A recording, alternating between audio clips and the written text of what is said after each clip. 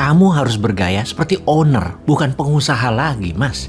Ini adalah komentar dari sahabat saya siang tadi sehabis lunch meeting bersama. Sahabat saya ini seorang profesional yang menjadi CEO sebuah holding company milik salah satu dari 9 naga. Usianya saat ini 58 tahun dengan pengalaman 35 tahun di dunia korporasi. Beliau salah satu di antara guru manajemen saya yang terbaik. Dia tidak memiliki satu lembar saham atas perusahaan yang dikelolanya. Dia profesional murni, dedikasi yang luar biasa. Profesional bertangan dingin dengan telah membuktikan dirinya membuat 9 perusahaan di awal holdingnya menjadi 78 perusahaan anak usaha dalam 35 tahun karir profesionalnya. Kalimat di awal membuat saya berkerut kening. Emang beda ya gaya pengusaha sama gaya pemilik usaha? Itu pertanyaan saya kemudian kepadanya. Beliau kemudian menjelaskan lebih rinci lagi. Gaya sebagai owner itu bukan gaya anak pemiliknya ya. Bukan itu. Kalau anak owner itu orang yang hidup di tempat tidur empuk, makan di piring emas menggunakan sendok perak. Bukan tipe itu.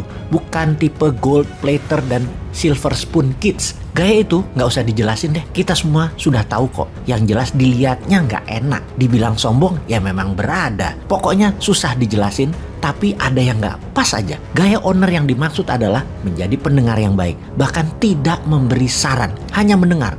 Saran berikan kepada profesional atasannya dengan komentar, coba anak-anak divisi penjualan dipanggil tuh, siapa tahu ada masukan. Itu saja, global saja, jangan detail, rinci, sok menasehati, bahkan masuk ke dalam organisasi, melakukan hingga turun tangan sampai ke bawah, membuat banyak orang keinjek kakinya, bisa membuat orang kecewa. Ada komisaris, ada direksi, ada manajer yang sebenarnya dipercaya untuk hal itu. Owner masuk ke dalam akan membuat kikuk manajemen. Ingat usaha hotel hospitality-mu yang dikomentari GM hotelmu dulu. Dia pernah mengatakan 80% bisnis hotel gagal karena owner masuk terlalu dalam di organisasi atau di hotelnya. Misalnya ikut campur di mana bunga diletakkan, ngatur siapa yang bekerja di lobi. Itu yang dimaksud kedalaman. Percayakan profesional yang telah tahunan untuk melakukannya. Sama seperti hotel tadi, kamu sebagai owner tak perlu tahu detail. Yang penting mempunyai kepercayaan kepada setiap staff dan tim profesional. Mereka punya yang namanya survival instinct kok. Sebagai owner, setiap riak ombak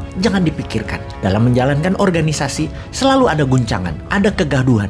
Dengarkan saja, jangan masuki terlalu dalam juga. Ada 2 macam kegaduhan atau ombak. Ombak karena faktor eksternal seperti makroekonomi, ini disikapi beda. Panggil mereka semua direksi khusus membahas. Paling dalam beberapa tahun, ini hanya sekali kok hal itu terjadi. Namun kalau masalah internal, mulai dari equity call, employee benefit, cut off contract, sales drop, SDM protes, mutasi, swap share, merger, biarkan profesional. Toh mereka semua sudah bicara dalam rups tahunan di awal tahun. Kalau kamu masuk di antara gelombang tinggi dinamika bisnis, membuat manajemen jadi manja kalau profesionalnya masih belum matang. Atau sebaliknya, akan membuat manajemen jadi berantakan kalau profesionalnya superior. Percaya saya, kalau berulang kamu lakukan, maka manajemen yang belum matang akan menjadi spoil kids, anak manja yang membuat kamu selalu pusing dan bukan malah menikmati hidup, malah kamu jadi bawaan profesional karena kamu yang menyelesaikan masalah. Kalau profesional di organisasi kamu adalah orang superior, dia dengan cepat akan ambil skoci atau jumping ship, pindah kapal. Masih untung kalau hanya satu dirinya yang dibawa. Kalau dibawa SDM handal lainnya, atau lebih parah lagi,